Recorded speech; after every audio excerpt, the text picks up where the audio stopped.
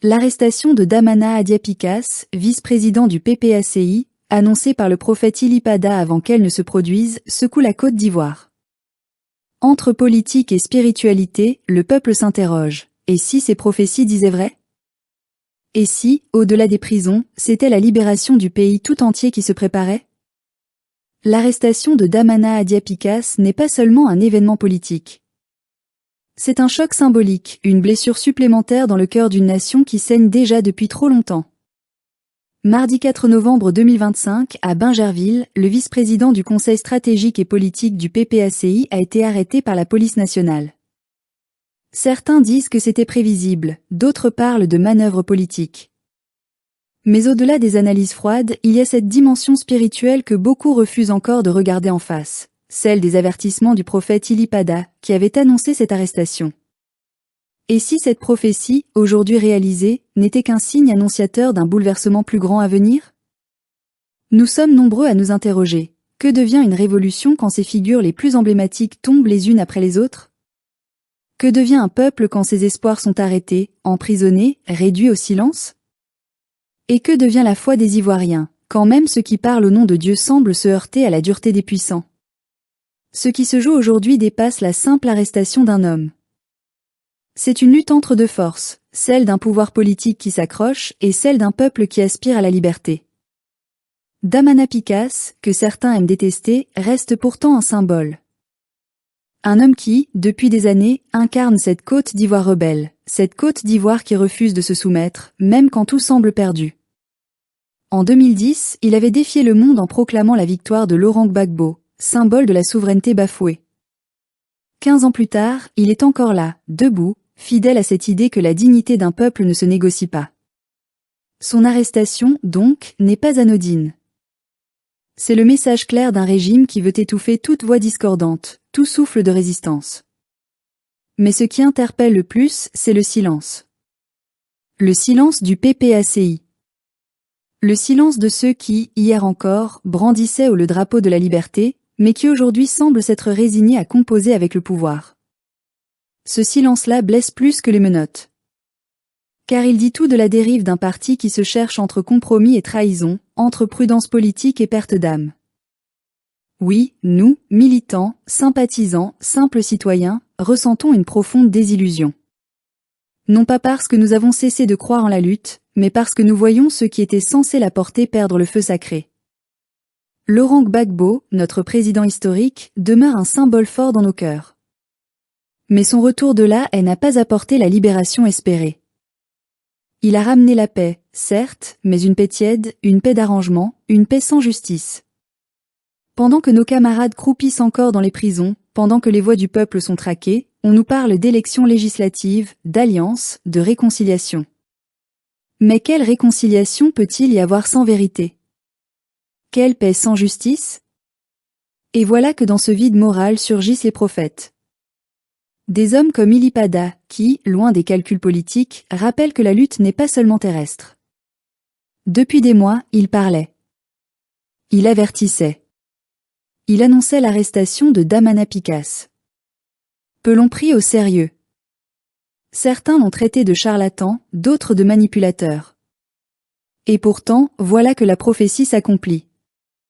Et soudain, le peuple se souvient, Dieu n'a jamais cessé de parler à l'Afrique. Mais alors, si cette parole s'est réalisée, qu'en est-il des autres? Le prophète a aussi annoncé le départ du président Alassane Ouattara, la chute d'un système corrompu, la renaissance d'une Côte d'Ivoire nouvelle. Est-ce un rêve? Une illusion? Ou bien la manifestation d'un ordre spirituel que ni les armes ni les prisons ne peuvent arrêter? Nous n'avons pas la réponse. Mais une chose est sûre. Quand la parole prophétique rejoint la colère populaire, c'est que quelque chose est en train de naître. Nous, Ivoiriens, savons reconnaître les signes du temps. L'histoire de notre pays est traversée de douleurs, de résistance et de trahison.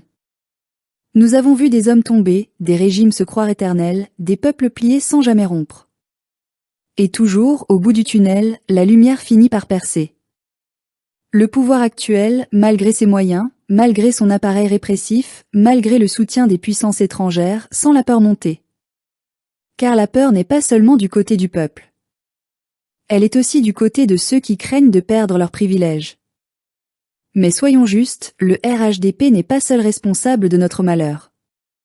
Nos propres leaders ont aussi leur part de faute.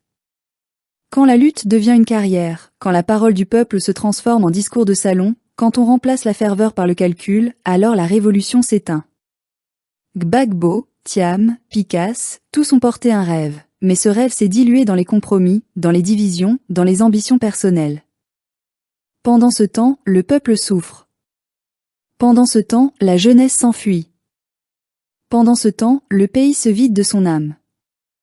Et pourtant, malgré la désillusion, nous continuons d'espérer. Parce que l'espérance, c'est tout ce qu'il nous reste. Nous croyons que la justice divine finira par parler. Nous croyons que les prophéties sur la Côte d'Ivoire ne sont pas de vains mots. Nous croyons que les puissants d'aujourd'hui, comme ceux d'hier, finiront par répondre de leurs actes. Nous croyons que Damana Picasse, même emprisonné, n'est pas seul. Car la vérité ne se met pas en cellule. Dans nos quartiers, dans nos villages, dans notre diaspora, la conscience monte.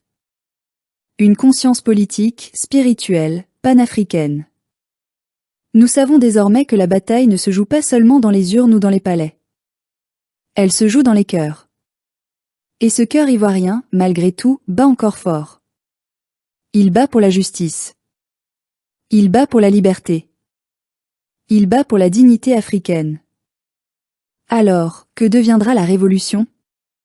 Peut-être qu'elle changera de forme. Peut-être qu'elle sortira des partis politiques pour renaître dans la rue, dans les églises, dans les consciences. Peut-être qu'elle prendra le visage de cette jeunesse qui refuse de courber l'échine. Peut-être qu'elle portera un autre nom. Mais elle ne mourra pas. Car la révolution n'est pas un homme, ni même un parti. C'est une idée. Et les idées, elles, ne meurent jamais.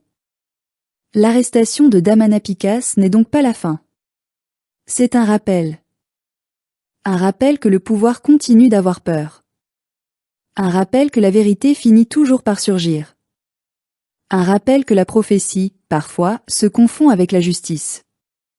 Et si le prophète Ili Pada a vu juste pour Picasse, alors peut-être, oui, que les autres visions se réaliseront. Peut-être que le vent du changement soufflera sur la Côte d'Ivoire, comme il souffle déjà sur tout le continent africain. Ce jour-là, nous n'aurons plus besoin de prophètes pour savoir que Dieu n'a jamais abandonné ce pays.